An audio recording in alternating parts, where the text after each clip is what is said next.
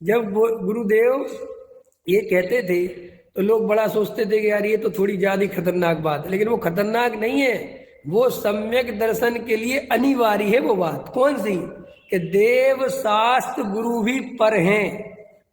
देव शास्त्र गुरु का राग आश्रव भाव है। ये बात इतनी जरूरी है। अपन को क्या लगता है कि ये ज्यादा हो गया? ये ज्यादा नहीं हुआ है। अगर तुम देव शास्त्र गुरु के राग को अच्छा मानोगे, उसमें उपादेय बुद्धि रखोगे, तो कौन से तत्व संबंधी भूले? कौन से मुकेश जी? कौन से? देव शास्त्र गुरु का जो राग है उसे उपादेय मानेंगे, अच्छा मानेंगे, तो कौन से तत्व संबंधी भूल है? आश्रव तत्व संबंधी भूल है। और आश्रव तत्व संबंधी भूल है तो सम्मेलन हो सकता है? एक भूल सारी भूल गर्वित करती है कि नहीं? एक भूल में सारी भूल गर्वित है कि नहीं? अगर आश्रव तत्व संबंधी है तो फिर जीव तत्व संबंधी भी है, फिर अजीव तत्व संबंधी भी है, फिर बंध संबंधी, सब सब एक भूल से सब भूल है। एक घड़ा उल्टा तो सब उल्टे। तो देव शास्त्र गुरु पर है और इनका राग इस सब दुख रूप है। क्यों? कई लोग गुरुदेव की भक्ति में इतने इतने भयंकर अतिरेक में चले गए कि गुरुदेव ने जो तत्व समझाया उस तरफ उनका ध्यान नहीं है। अब गुरुदेव की भक्ति देखो, मैं इसके लिए पहले बहुत पहले समझाता था। गुरु गोविंदो खड़े का के लागू पाओ, बलिहारी गुरु आपकी गोविंदियो बताए। सुना होगा ये आप लोगों ने। क्या अर्थ है इसका? इसका अर्थ क्या है? इसका अर्थ है, जो उसका अर्थ है वो तो अर्थ में लेता नहीं, मैं अपना अर्थ बता देता हूं कि भाई गुरु गोविंद दो खड़े, कि दोनों गुरु भी मिल गए, माने भगवान भी खड़े हैं और गुरु भी खड़े हैं। और मैं भगवान की तरफ जाऊं कि गुरु की पहले पहले पहले नमस्कार किसको करूं? तो उनने कहा कि पहले नमस्कार तू गुरु को कर, क्योंकि यही गुरु है जिसने तुझे गो भगवान बताया। बहुत अच्छी बात है। अब मैं तुमसे दूसरी बात कहता हूं कि कोई ऐसा करे कि गुरु के ही चरण पकड़ के बैठ जाए और गुरु कहे कि भैया क्या बात? कह रहे आपने हमें गोविंद बता दी। कह रहे हाँ वो तो ठीक है, अब जाओ तो अपने गोविंद के। बोले नहीं, हम तो बस तुम ही सब कुछ हो। क्यों? कि भैया हम सब कुछ क्यों? क्योंकि आपने हमें गोविंद बता दिए। हाँ तो भैया बता दिए तो अब जाओ। कि नहीं हम नहीं जाना। बोलो तेरे, तू गोविंद का मतलब समझा? तू समझा गोविंद का मतलब समझा? तू गुरु के चरण पकड़ के बैठ गया तो तू गुरु की वास्तविक बात समझा क्या? ऐसे ही पूज्य गुरुदेव श्री ने एक ज्ञायक भगवान आत्मा बता दिया और वो ज्ञायक भगवान आत्मा की शरण तो लेता नहीं, तत्व विचार करता नहीं, गहरे अभ्यास में उतरता नहीं, भेद ज्ञान करता नहीं, एकांत में अभ्यास करता नहीं, पर की रुचि छोड़ता नहीं। समझ में आया?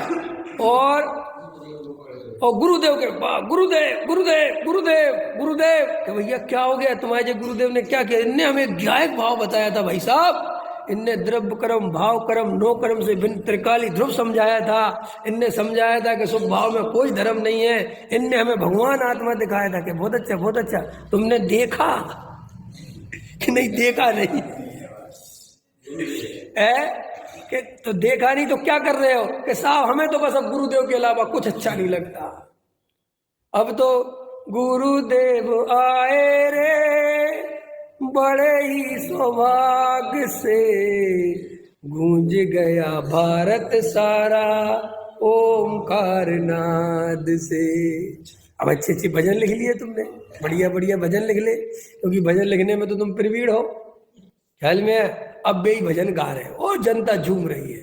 गुरुदेव आए रे, ओ भाई साहब जनता लगे ताली लगे हो गजब गजब। अब किसी से पूछो कि जी तुम इतनी ताली बजा रहे हो बहुत बढ़िया हो रहा है, ये बताओ कि क्या गुरुदेव ने कहा क्या था? कह रहा वो जो कहा था वो सब खबर है, वो बाद में देखेंगे, अभी पहले गुरुदेव की भक्ति होगी।